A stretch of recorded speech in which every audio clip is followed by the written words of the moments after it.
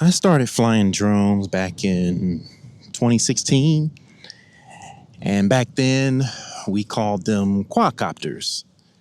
Four motors, four propellers. My first quadcopter was a little micro quadcopter. It had a zero point 0.3 megapixel camera on it, and I bought it off a site called meh.com, meh.com. And it was just $15. It was kind of a whatever purchase. But I don't know. I was intrigued by this little thing. I wanted to see if it really could fly. So that was my first quadcopter. Man, I started flying this thing around the house. It didn't have GPS or altitude hold or anything like that. Man, I was crashing this thing and having a blast, but at the same time getting better and better and better with, throttle control and just understanding the flight dynamics and characteristics of, a quadcopter. So it was really training grounds for me. Man, it is really windy today. Hopefully, this little dead cat is killing all that wind noise. But anyway, I was hooked. I mean, I was crashing and breaking props and all of that, but I just kept flying this thing. I was so intrigued, and it just, increased in terms of my interest. Then I thought, man, I need to get a bigger one now. So naturally, I started watching a bunch of YouTube videos and I stumbled upon a few channels like Quadcopter 101, the Frequent Flyer. Shout out to the Frequent Flyer, man. I think he's still flying, still making videos at least. DJ Soul Force, pow, baby, pow. And a few other channels. But that led me to find out about the SEMA X5C, which was my next drone purchase. And those of you that have been in the hobby for a while, you know exactly what I'm talking about. That was really popular at that time. If you're newer to drones, more into the DJI and GPS drones, you probably don't know what the heck I'm talking about. But anyway, that was my next drone. And eventually, I started my own channel, the Gadget Inspector channel, baby, and started making my own videos. And when I look back at some of those videos, I cringe because they were pretty bad, but they might still be bad for that matter. But anyway, yeah, it was really fun times. And that's really the number one thing I remember about that time, was just how much fun it was, just mastering these quadcopters and kind of carefree and just enjoying being outdoors and just enjoying the hobby, man. And researching drones was exciting. It was fun to learn everything I could learn and try to understand about how quads operated, all the different kinds of quads out there. You got FPV and altitude hold, you got the GPS camera drones, and you got the micro FPV you can fly around the house, and just exciting and kind of overwhelming in a way. But like I said, I was hooked, and I can't express enough how much fun it was. I keep saying that word because that's where my nostalgia comes from, is just remembering how much fun. And I'm not talking about just, a year. I mean, I've been doing this, did I say 2016? That's 10 years, right?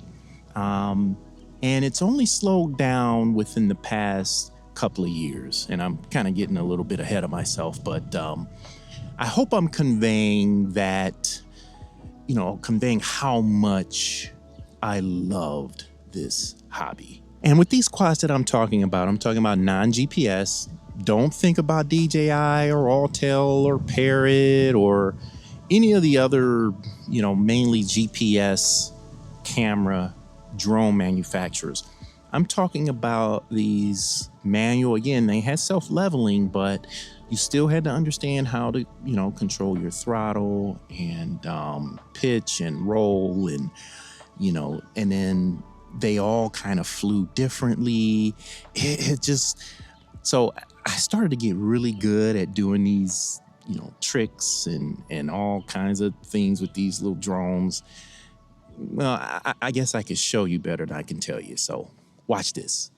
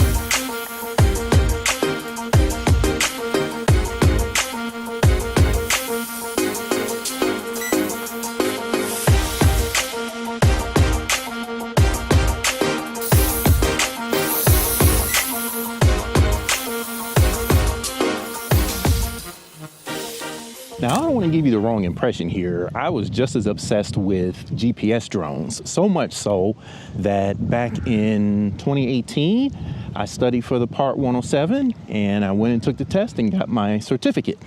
And that was partly so that I could fly commercially, legally, right? Make money flying my drone, whether that's on YouTube or, out in the community. But I also just wanted to know more about the rules and regulations and laws associated with the airspace. It was all new to me, and I wanted to make sure I was familiar and legal, and I didn't want to get in trouble with law enforcement or the FAA or anything like that. Not that I was doing anything crazy, but I didn't want to do anything crazy without knowing it was crazy, if that makes sense. And then over time, my little old YouTube channel started to grow.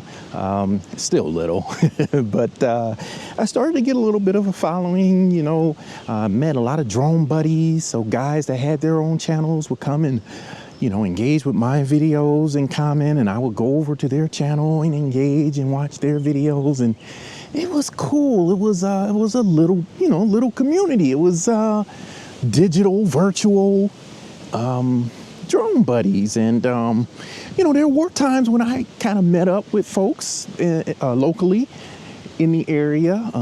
There was even a guy from Kokomo, is it Indiana? Either Indiana or Illinois, I can't remember, but wherever Kokomo is. I think his name was Chaos. He was a motorcycle biker. And his name was Chaos from Kokomo, I believe. And I ended up running into him at a park, just kind of randomly. He had seen my video, so it was just cool like that back in the day. It was fun. Yeah, I'm filming right now, but you're okay. Yeah, it's the Bugs 3. They just rebranded it basically. Yep, it's the same quad. From Indiana. Oh, okay. How you doing, man? Look at that. I was like, you knew who? Yeah, I guessed it right. He knew exactly what it was. Yeah, I'm kind of surprised because I don't run into too many people that are really into it. I'm on my way up here to Rockford, Michigan, to visit my partner. Oh, okay. I got a few drones on my bike right there. Oh, do you? What do you fly? I got the Bugs, but I didn't bring it with me. I just brought some small. I got some. I brought me a couple Hubsons.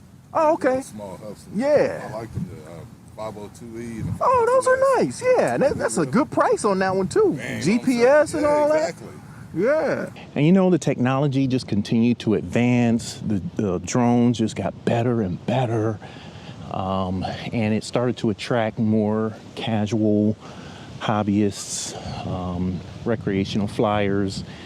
And I don't know, over time, though, it seemed like people started to, kind of the old heads, the OGs started to kind of drop off. I wouldn't see people posting videos as much, and you know, folks that usually commented wouldn't comment and stop by the channel. And heck, I even started to post less. Not so much because I was no longer interested. It was just more busy with life and work and things like that. But I don't know, I just, over the years, probably over the past, say, 4 or 5 years, I started to kind of notice just in general, overall, the interest in the hobby starting to wane. And then, I guess about 2 years ago, I started to lose interest. It wasn't as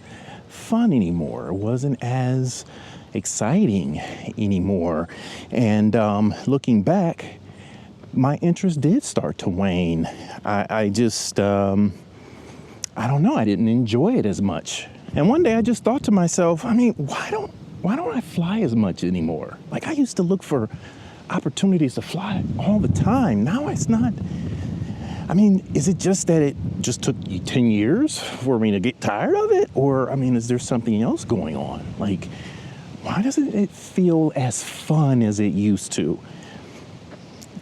Does it feel fun to you? Are you still flying as much as you used to? Well, from my perspective, I think there's a combination of things that has kind of caused me to lose interest in the hobby. I think at the top of the list is there. At one point, there was just a lot of uncertainty about the regulatory environment. I mean, it was changing. Is remote ID going to be required? What the heck is remote ID? You know what I mean? And then you had to understand exactly what the heck it was and how to be compliant. And then they started changing rules about flying over people and flying at night. And like, you know, so you just had to kind of stay up on those things. But for me, I don't know, it just got complicated, I guess. And when you go out to fly, my number one thing always is safety, especially when I'm flying a GPS drone that has a lot of range. But, you know, you do your pre-flight checks and everything. I do those things to make sure I'm comfortable. You know, the most expensive drone I've ever owned is the DJI Mavic 2 Pro, and it was always a little anxious for me to put that thing in the air just because of how expensive it was. So I wanted to make sure, you know, I knew what the heck I was doing. I was safe, you know what I mean, just to kind of reduce the anxiety of flying in general. But then you add on all these additional things that you got to be concerned with. Do I have my trust certificate with me? You know what I mean? Do I have stickers on all the drones with my FAA ID and, you know, all of those things? Am I registered? Do it need to be registered? This is under 250 grams. Do I need to be registered? But yeah, you still need to register if you're flying for Part 107. And oh man, I just want to fly. So I thought I would make this video just to kind of express some of that. I don't really have a solution. I still fly drones. I still fly my drones. I probably will fly today. It's a little bit windy. So I've been debating a little bit. I'm going to check to see what the wind gusts are to make sure it's okay to put a drone up. But I still fly. I still have several drones. I still have the DJI Neo, which I really enjoy. I've got the Avata 2. I've got the Mavic 4 Pro. You know, I've got a couple of drones sent to me for review. So I still fly. I still have an interest. It's just not as strong as it used to be. I used to be obsessed. So I guess it's kind of good in a way. You know, I work hard every day. You know, I got kids and a wife and, you know, responsibilities and things like that. But I love this. I love being outside in God's creation. It's beautiful. I mean, just to marvel at his handiwork, and then to be able to put a drone up and see everything from the air, just a different perspective. Oh, it's marvelous. And then I also enjoy editing. The editing process. That's a creative outlet for me. So I haven't been posting a whole lot of videos lately, partly because I haven't been flying as much as I used to. But I do want to change that. I feel it. There's definitely something missing when I don't have this part of my life, engaged. So I'm trying to get back to it, but I want to reduce the friction. And I feel like there's a lot of friction surrounding flying drones. But I have a lot of other interests. I have a lot of other things I can make videos about. I know the algorithm sees my channel as a drone channel. I don't know what it sees it as now since I don't post very regularly. But anyway, I do this for fun anyway. It's a hobby. The YouTube aspect is as much a hobby as flying the drones. So I'm rambling now, but I just wanted to pose that question to you guys. Do you resonate with this? Are you flying as much as you used to? I would love to hear from some of the old heads, the OGs, the guys that started watching my channel back in the day, before the technology just sort of exploded, in advance and continuing to do so, right? I don't know if we will, here in the US, if we will be able to enjoy a lot of those advancements since DJI has lost the ability to market and sell their products here in the US. I believe so. That's still a little bit fuzzy for me, but anyway, yeah, I'm really curious. Comment down below if you happen to stumble upon this video and you happen to watch to this point. Let me know. I'm really curious. Are you still flying as much as you used to? Is it still fun? Do you still have as much of an interest? Do you mainly fly recreationally, or did you get into this for the business aspect? Do you make money with your drone? Are you doing real estate photography or, mapping or, any number of things that you can do? Do you primarily fly FPV? Just really curious. And again, I wish I could hear from some of those guys, 10 years ago when it was just new to a lot of us. Some of these guys have been flying since they were kids, model RC planes and things like that. So I know a lot of guys have been doing it for a long time. I kind of came in at the point where quadcopter technology started to really advance. But if you're in West Michigan ever, you may run into me at a park somewhere flying. You may run into me on an electric bike or something. I'm still doing all of the above. Maybe not as much as I used to, but I'm still doing it. So yeah, let me know your thoughts down below, and I'll probably see you again in another video if you happen to stop by. But I appreciate you clicking on the video and watching, especially those of you that are still watching up to this point. So I guess I'll close us out as I usually do. Be good to somebody, be good to yourself, and I will see y'all later.